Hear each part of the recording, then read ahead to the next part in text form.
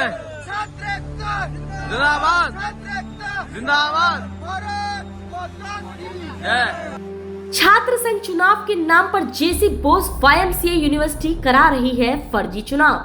आखिर किस आधार पर छात्र संघ चुनाव करा रही है वाईएमसीए यूनिवर्सिटी, और यदि छात्र संघ चुनाव करवाना चाहती है तो क्यों समय समय पर टाल रही है चुनाव? आखिर क्या मकसद है यूनिवर्सिटी का? या तो लोकतांत्रिक तरीके से चुनाव हो, अन्यथा राष्ट्रीय छात्र परिषद व युवा आगाज संगठन करेगा बहुत बड़ा धरना प्रदर्शन।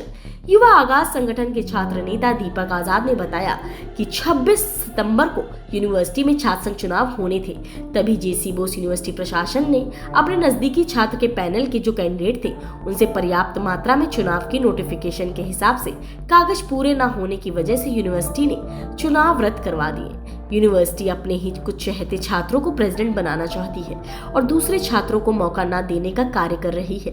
जब हरियाणा सरकार छात्र संघ चुनाव के लिए तैयार ही नहीं है तो किस आधार पर यूनिवर्सिटी फर्जी चुनाव करवाकर छात्रों को भटकाने का कार्य कर रही है? संगठन का कहना है यूनिवर्सिटी प्रशासन होश में आए और निष्पक्ष चुनाव कराए, अन्यथा छात्र इस तानाशाही के खिलाफ आंदोलन करेंगे। मैं दीपक आजाद, जिलाध्यक्ष राष्ट्रीय मंत्रिमंडल राष्ट्रीय छात्र परिषद युवा आगाज संगठन फरीदाबाद। साथियों, जैसा कि आप सभी जानते हैं कि हरियाणा सरकार की तरफ से सन 1996 में आखिरी ओपन चुनाव कराए गए थे। उसके बाद 2018 में चुनाव कराए गए, इनडायरेक्ट चुनाव जिन्हें हम बोल सकते हैं, सीआर वोटिंग कराई गई थी। उसके बाद आज 2023 में वाईएमसीए यूनिवर्सिटी में एक प्रकार से कहें तो इलीगल चुनाव की तैयारी की गई, परंतु वो इलीगल चुनाव की डेट भी आगे आगे धीरे धीरे बढ़ाते रहे। हमारा वीसी साहब से सिर्फ एक ही सवाल है, या तो आप चुनाव कराइए मत, यदि आप चुनाव करा रहे हैं तो बिल्कुल फेयर चुनाव कराइए।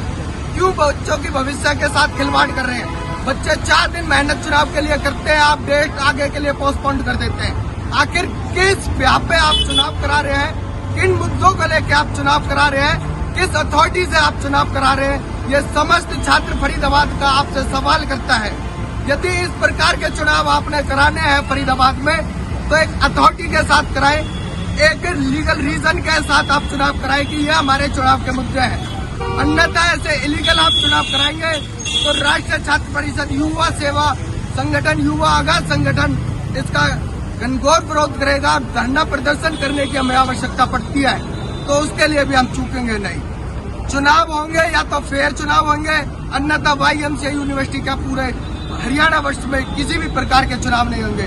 पूर्ण रूप से मैं हमारे मंत्री साहब जो हायर एजुकेशन मिनिस्टर है फरीदाबाद के, पूरे हरियाणा के, श्री मूलचंद शर्मा जी, उनसे मेरा चुनाव है, आपकी नाक के नीचे इलीगल चुनाव हो रहे हैं। किस मुद्दे पे ये इलीगल चुनाव आप करा रहे हैं? यदि चुनाव हो रहे हैं तो पूरी अथॉरिटी के साथ कराइए, पूरी परमिशन के साथ आप चुनाव कराइए।